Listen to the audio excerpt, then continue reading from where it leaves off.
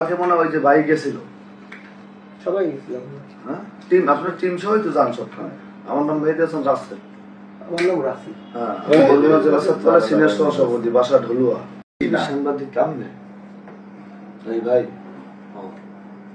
কথার সাথে কথা বললে আসেন ভাই আমি দাঁড়াই।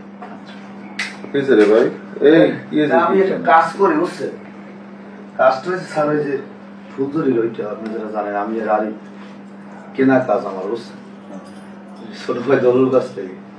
পরে ওনে ওই যে স্বপন ভাই আছে মাই টিভির সাংবাদিক, এর বাড়ির পাশেই। তারপর ওই যে সচিব আছে, সচিবের রাস্তা,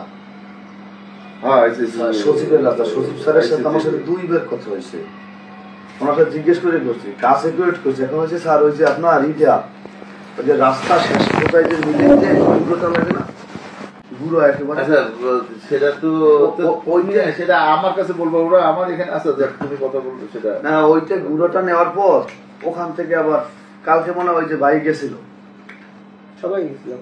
হ্যাঁ টিম আপনার টিম সবাই তো যান সবখানে। আমার নাম মেহেদি হাসান রাসেল। আমার নাম রাসি। হ্যাঁ বগুড়া জেলা ছাত্রদলের সিনিয়র সহসভাপতি, বাসা ঢলুয়া। বাইক নিয়ে আরিফ হইলে বাসা আমতলার পর ওর রয়েছে আমার যুগ্ম হওয়ার উপজেলা যুবদল। ঠিক আছে কাম কাজ করি আমরাও করেন আমরাও করি।